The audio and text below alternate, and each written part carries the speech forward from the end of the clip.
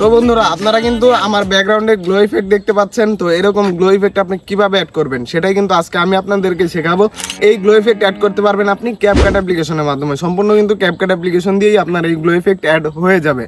তো সেটাই কিন্তু আজকে দেখাবো। তো আপনার কাছে কিন্তু ক্যাপকাট প্রোটা থাকতে হবে, মাস্ট বি। তো আপনার যদি ক্যাপকাট প্রো না থাকে, ক্যাপকাট প্রো লিঙ্ক আমার ডেসক্রিপশন বক্সে আছে, টেলিগ্রামের লিঙ্কটা দেওয়া আছে, সেখানে আমার টেলিগ্রামে চলে গেলে ক্যাপকাট প্রোটা আপনি ইজিলি ডাউনলোড করতে পারছেন।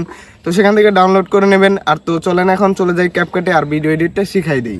ক্যাপকাট অ্যাপ্লিকেশনটি ওপেন করে এখানে আপনি নিউ প্রজেক্টের অপশন পেয়ে যাবেন। নিউ প্রজেক্টে ক্লিক করে আপনাকে ভিডিওটা সিলেক্ট করে নিয়ে আসতে হবে। তো ভিডিওটা যখন আপনি সিলেক্ট করে নিয়ে আসবেন আপনার সামনে এরকম ইন্টারফেস থাকবে। তো দেখেন আমি কিন্তু আমার ভিডিওর ব্যাকগ্রাউন্ডে ব্লার করে নিয়েছি। তো আপনারাও কিন্তু চাইলে আপনাদের ভিডিওর ব্যাকগ্রাউন্ডে এরকম ব্লার করে নিতে পারেন।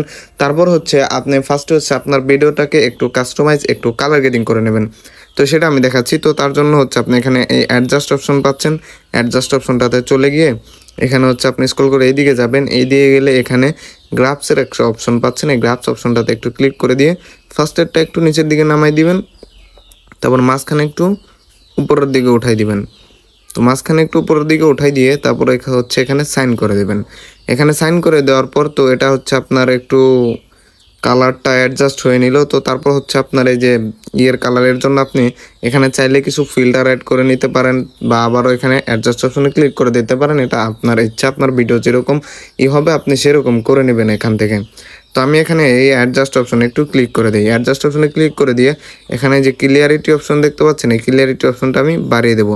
তো এই ক্লিয়ারিটি অপশনটা আমি বাড়িয়ে দিলাম। ক্লিয়ারিটি অপশনটা বাড়িয়ে দিয়ে এখানে এইচএসএল অপশনে আমি চলে যাব। এইচএসএল অপশনে চলে গিয়ে এখানে সবুজ অপশন দেখতে পাচ্ছেন, এই সবুজ অপশনটাতে আমি ক্লিক করে দেবো।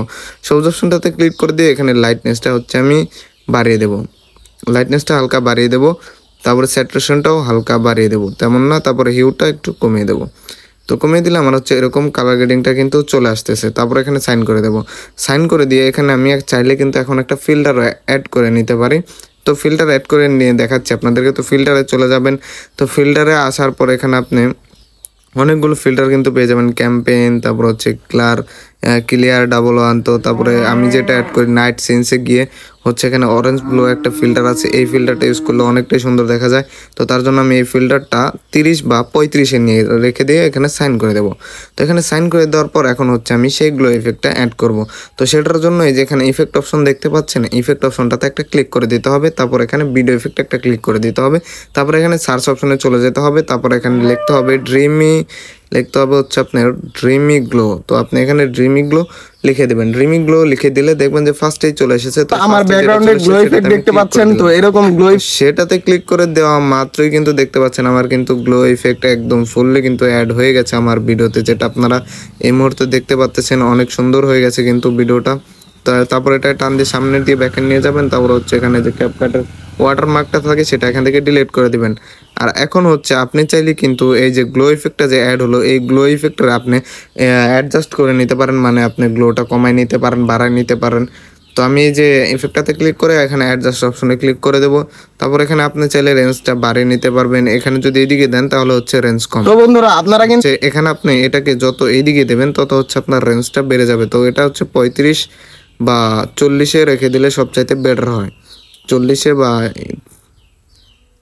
70-এ, ঠিক আছে? 40 বা 70 যেটা আপনাদের ভিডিওর সাথেই করে। তারপর এখানে গ্লো দেখতে পাচ্ছেন, গ্লো আপনি বাড়িয়ে কমিয়ে নিতে পারবেন। তো বন্ধুরা আপনারা কিন্তু এখন কিন্তু ফুললি একটা গ্লো ইফেক্ট অ্যাড হয়ে গেছে। তো বন্ধুরা আপনারা কিন্তু তো এরকম করে কিন্তু আপনারা গ্লো ইফেক্ট আপনাদের ভিডিওতে অ্যাড করে নিতে পারেন।